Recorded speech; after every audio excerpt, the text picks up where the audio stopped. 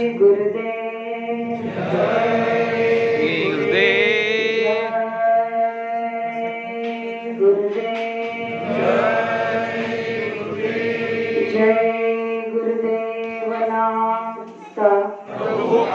प्रभु का पावन नाम।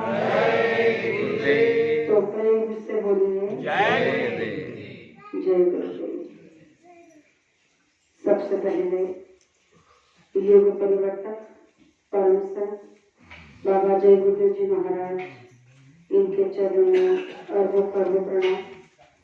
ईश्वर भगवान और उनकी दृश्य अदृश्य शक्तियों को कोटि कोटि प्रणाम। साथ ही साथ यहाँ पर उपस्थित उखड़वाड़ी आश्रम पर आए हुए दूर दराज से माता पिता भाई बहनों को बड़े प्रेम के साथ जय करते हैं। जय गुरुदेव। प्रेमियों, आज का ये मासिक सत्संग है।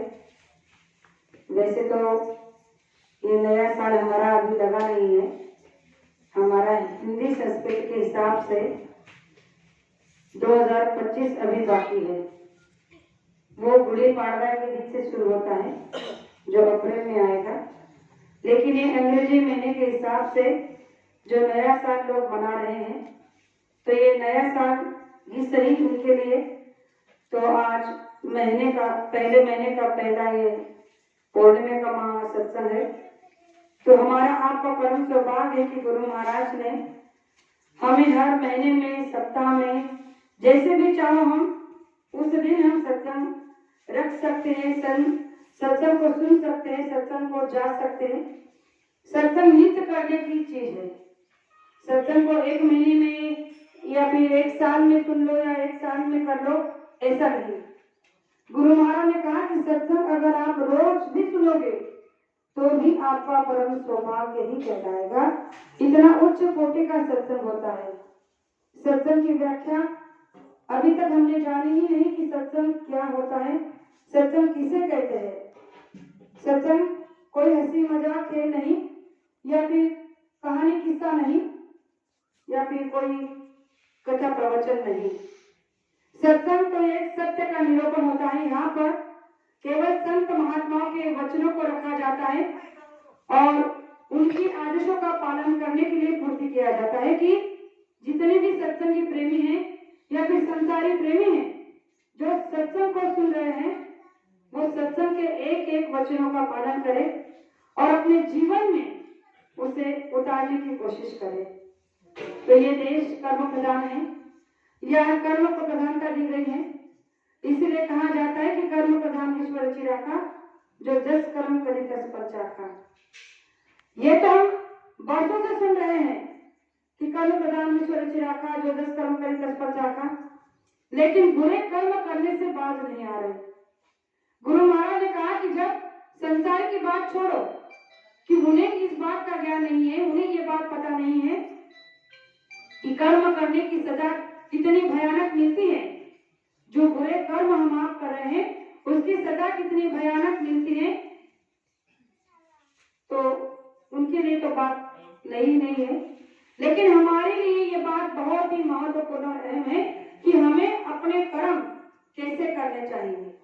जो कर्म पहले हो गए, जो गुरु महाराज से मिले नहीं थे, नामदान लिया नहीं था, वो जब हो गए तो हो गए। उन्हें गुरु महाराज ने माफ कर दिया, हमारे कर्मों को माफ कर दिया। ये गुरु महाराज के अभिवचन है कि जिस दिन मैं तुम्हें नाम का दान देता हूँ, उसी दिन मैं तुम्हारे बुरे कर्मों को जलाकर खाक कर देता हूँ और तुम्हारे डोरी, जीवात्मा की डोरी अपने हाथ में ले लेता हूँ। फिर तुम कोई नया कर्म ना ऐसा करो कि जिससे तुम्हें सजा देने के लिए वो हकदार बन जाए। लेकिन आज तक हमने इन बातों पर गौर ही नहीं किया। हम समझते हैं कि हमने ऐसे कौन से कर्म किए होंगे कि जिसकी हमें सजा मिलेगी। आज जो भी हम दुख तकलीफ भोग रहे हैं, बहुत सारे प्रेमी, मैं हर राष्ट्र में भी जा रही हूँ, ज्यादातर बाहर ही मेरा प्रचार हो रहा है, तो मैंने ऐसे लोग देखे हैं कि गुरु महाराज को दोष देते हैं। अगर संसार में कोई दुख तकलीफ बीमारी या कुछ ऐसा हो गया, बुरी घटना अगर परिवार में घट गई, तो सारा दोष उठाकर गुरु महाराज के सर मंड देते हैं कि हम तो इतने साल से सत्संगी हैं, हमने इतने दिनों से नामदान लिया है और गुरु महाराज ने हम पर दया नहीं की, हमारे परिवार पर उनकी दया नहीं हुई, तो प्रेमियों मैं उनके लिए एक बात बताना चाहती हूँ कि जो गुरुओं को दोष देता है वो गुरु को ही कहलाता है, क्योंकि दोष हमारा है। हमने पता नहीं कितने जन्मों में कैसे कैसे कर्म करके रखे हैं, और आज हम अभी का देखते हैं कि हमने 10 साल पहले, 50 साल पहले, 20-30 साल पहले नामदान ले लिया और हम एकदम निर्मल पवित्र हो गए, और उस दिन से हम समझते हैं कि गुरु महाराज की दया नहीं हो रही है, गुरु महाराज की दया नहीं मिल रही है।